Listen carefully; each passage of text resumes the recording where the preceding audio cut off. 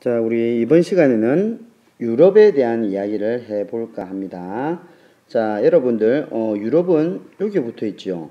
자, 그래서, 아시아 대륙, 여기 전체적으로 우리 여기 보면 이 넓은 곳이 다 아시아 대륙이죠. 이 아시아 대륙의 서쪽 끝에, 왼쪽이죠, 서쪽. 요 서쪽 끝부분, 여기에 유럽이 아주 넓은 면적이 아닙니다. 작은 면적으로 차지하고 있습니다.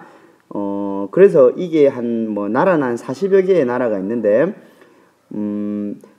나라는 많고, 크기는 작다 보니, 유럽이 차지하는 크기는 작다 보니까, 아시아 다음으로 인구 밀도가 가장 높은 지역, 여러분, 인구 밀도가 가장 높은 지역이 어디였습니까? 아시아였죠? 그래서 아시아 다음으로 인구 밀도가 높은 지역이 바로 이 유럽이 되겠습니다. 그래서 우리 유럽을 조금 더 자세히 한번 보도록 할게요. 유럽 대륙을 이렇게 확대해서 우리 한번 좀 더 살펴볼게요. 유럽 대륙을 이제 가운데 딱 두고, 북쪽은 어느 쪽입니까? 요 위쪽이 되겠죠. 이 위쪽으로는 북극해랑 만나고 있고, 요 서쪽 왼쪽이 되겠죠. 서쪽은 대서양이랑, 여러분 요 방이 알죠? 이렇게 기준입니다. 여기 북쪽이고, 여기가 남쪽이고, 여기가 서쪽이고, 여기가 동쪽이 되겠죠. 자, 그리고 남쪽은 어디랑 만나고 있습니까? 바다는 지중해를 이렇게 만나고 있습니다. 그리고 동쪽은 이렇게 아시아 대륙, 요 러시아 이후로 이쪽은 다 아시아 대륙이 되겠죠. 아시아와 만나고 있습니다. 자, 그리고 유럽의 아주 높은 산을 보면 여러분 어떤 산들이 보입니까? 보이는 산들이 있나요? 유럽에서 참 높게 보이는 산들이 몇 개가 있는데, 혹시 가장 유명한 산맥 혹시 기억납니까? 예, 알프스 산맥. 혹시 우리 어떤 동화도 많이 나오죠. 그래서 알프스 산맥이 있고, 그 다음에 이렇게 남쪽에 보면 피레네 산맥도 이렇게 있습니다. 그리고 유럽의 중앙에는 아주 넓은 평야가 있어요. 그래서 넓은 평원인 중앙에 이렇게 이런 평원들이 요런 평원들이 있다라는 거 여러분들 기억하면 됩니다. 그래서 이 평원이 러시아까지 뻗어지고 있다. 여러분 이렇게 유럽의 모습을 보니까 유럽은 다 바다와 접해 있죠.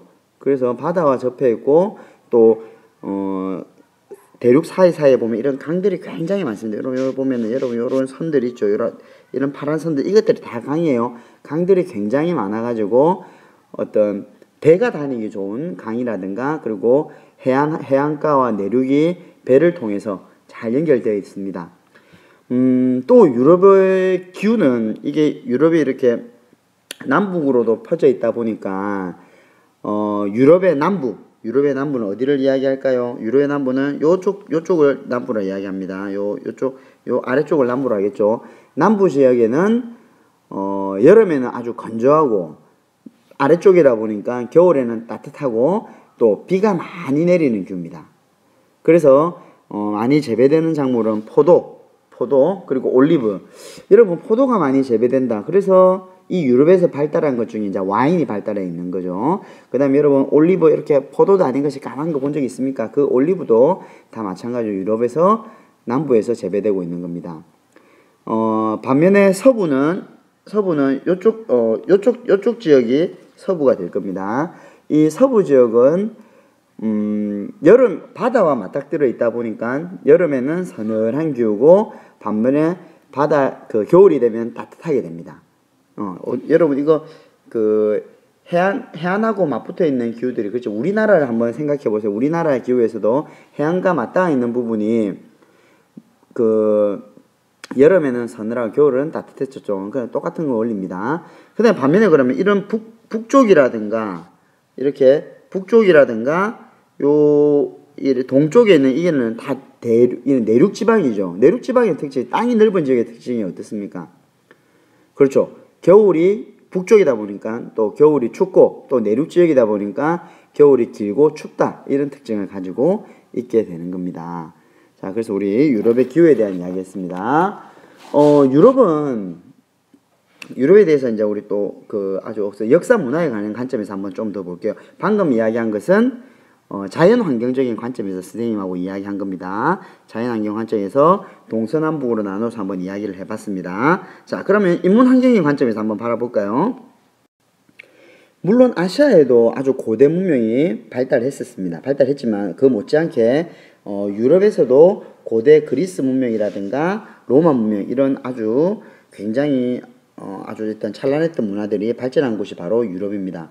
그래서 대표적으로 그리스 문명이 발생했었고 그 다음에 아주 로마 제국, 거대 제국이 만들어지면서 어떤 그리스 문명이 전 세계로 그리고 어떤 크리스트교 이런 것들이 전 세계로 퍼져나갔었던 것이 바로 이 로마 제국이었습니다.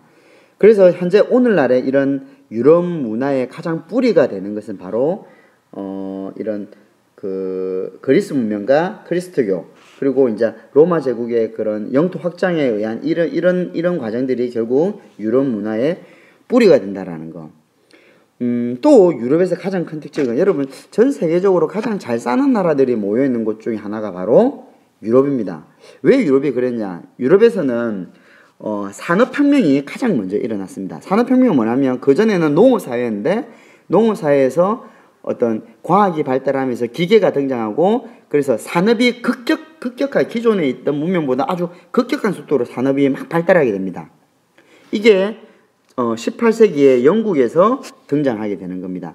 그러면서 그전에는 산업을 하면 집에서 조금조금하게 만드는 숭고음이었는데 기계가 발달, 특히 전기기관, 기계가 발달하면서 대규모 기계공업이 발달하고 아주 산업이 급격하게 발전하는 계기가 됩니다. 이게 산업혁명이 됩니다. 이런 산업혁명 때문에 어떤 유럽에는 영국, 프랑스, 독일, 이탈리아 다 우리 선진국들의 이야기하죠. 이 지역에 일찍부터 공업이 발달하였고 이제 오늘날에도 굉장히 아주 발전된 그런 어떤 공업이 발전된 산업이 많이 육성되고 있습니다. 물론 이제 초기에도 이쪽 지역도 어땠냐면은 제철이라든가 화학, 섬유공업 이런 공업이었지만 이제 오늘날에는 어떻습니까? 다 전기, 전자, 항공 산업이 중심이다. 여러분 이렇게 보죠. 제철, 화학, 섬유 이것도 돈이 되지만 전기, 전자, 항공 이런 것들이 훨씬 더 부가가치가 높은 산업이죠. 훨씬 더 선진국적 산업이 될 겁니다.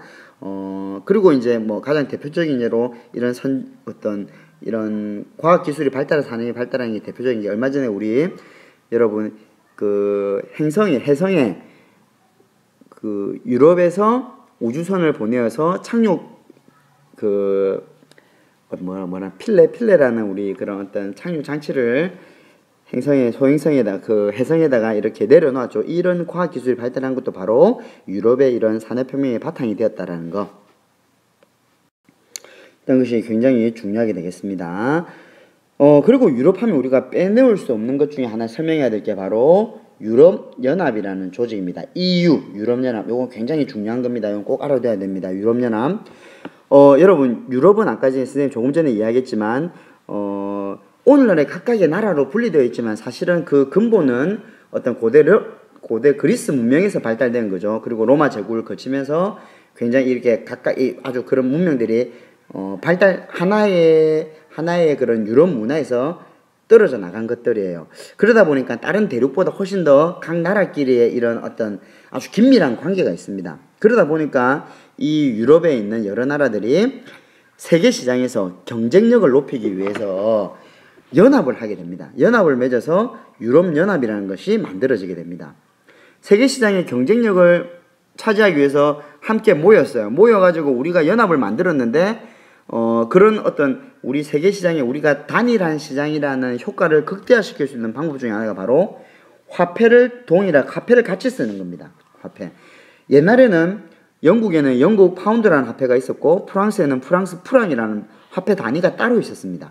그런데 어떤 이 EU가 만들어지면서 그 화폐를 하나의 유로화라는 단일 화폐로 만들어 버렸어요. 그렇게 되니까 유럽에서는 어느 지역에 가더라도 이 유로화를 쓸 수 있게 되는 겁니다. 그래서 하나의 화폐를 쓴다라는 것은 어떻습니까? 그 유럽연합이 어떤 그 시장이 하나의 커다란 어떤 국가와 같은 역할을 하게 된다. 아주 그 힘이 세지, 경쟁력이 아주 높아지게 되는 거죠. 이 유럽 EU가 이제 경제적인 통합은 거의 어느 정도 이렇게 완성 단계가 되었습니다. 그런데 이제는 그런 경제적 통합뿐만 아니라 정치적 통합까지로 나아가려고 하는 것이 바로 이 EU입니다. 자, 정치적 통합이란 뭐냐면 경제뿐만 아니라 각각의 나라들이 함께 모여서 하나의 정치를, 어쩌면 하나의 국가처럼 어떤 그런 세력을 키우자. 뭐 그래서 유럽 대통령이란 말도 있겠죠. 그래서 유럽을 대표하는 대통령을 뽑을 정도로 이런 정치적 통합까지로 나아가려고 모색하고 있는 겁니다. 그렇게 하려는 이유는 뭐겠습니까? 유럽이 세계 속에 우리의 유럽이라는 이 어떤 영향력을 증대시키기 위해서 이런 저희들끼리 이렇게 자기들끼리 이렇게 단일 모여 그 힘을 합치게 된다는 게 되겠죠. 자, 그리고 우리 유럽하고 우리 그 유럽하고 아주 또 긴밀한 관계가 있는 나라가 바로 러시아입니다.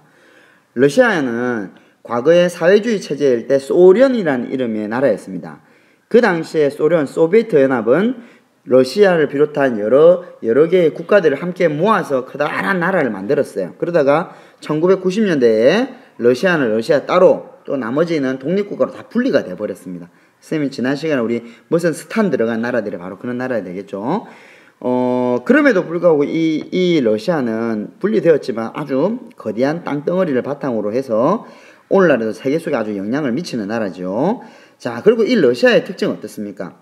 러시아의 서쪽은 아주 유럽과 맞붙어 있어서 유럽과 아주 긴밀한 관계를 맺고 있고, 또 러시아에 또 상당히 많은 넓은 대륙은 또 아시아랑 맞붙어 있죠. 그래서 아시아와도 아주 긴밀한 관계가 있다라는 거.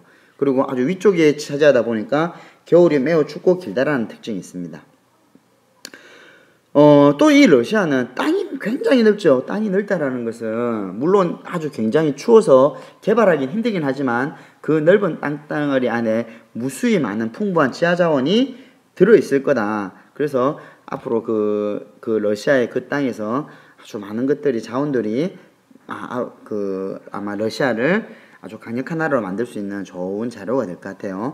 그리고 비록 이제 러시아가 과거에 이제 어떤 소련이라는 나라와 미국하고 막 대등할 정도로의 그 정도 세력은 아니었지만 아주 기계라는 금속 우주 산업이 굉장히 발전되어 있죠. 특히 이제 우주 산업 같은 경우는 우리 그 이소연 우주인도 러시아의 그런 우주선을 타고 우주 여행을 했었죠. 그래서 이런 우주 산업, 이런 첨단 산업들이 특히 러시아에 굉장히 발달되는 때 여러분 명심해 두기 바랍니다. 자, 여러분은 오늘 선생님하고 여러분 했던 요 내용들을 한번 잘 정리해 보세요. 어떻게 정리를 하냐? 유럽을 두고 자연 환경과 인문 환경에 대해서 한번 정리를 해 보기 바랍니다. 자, 그리고 자, 숙제는 여러분들 지금 집에서 이 유럽의 선생님이 방금 설명한 것 외에 유럽의 자연 환경, 여러분 유럽에는 어떤 자연들이 있다, 선생님 말한 건 아주 그 대표적인 것만 이야기했습니다.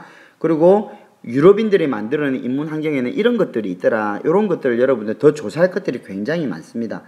어떤 유럽에서는 유럽의 자연 환경과 유럽의 어떤 유럽 사람들이 만들었던 어떤 뭐 도시라든가 아니면 뭐 역사라든가 이런 것들에 대해서 여러분들 조금 더 조사해 보기 바랍니다. 특히 로마에 대한 이야기를 한번, 인문 환경은 로마에 대한 조사를 좀 해봤으면, 로마, 그리스 문명, 로마 문명 이런 것들에 대해서 좀 더 조사를 해봤으면 좋을 것 같아요. 꼭 조사를 해보세요. 조사를 해서 거꾸로 노트에 꼭 기록해 두기 바랍니다. 자, 오늘은 여기서 마치도록 하고, 월요일날 선생님 알림장에 적어줬던 거 여러 개 있었죠. 꼭 잘 가져올 수 있도록 합니다. 특히 그 체험학습 보고서 안 쓴 아이들은 꼭 써서 제출하도록 하세요. 네, 그럼 오늘 여기서 마치도록 하겠습니다.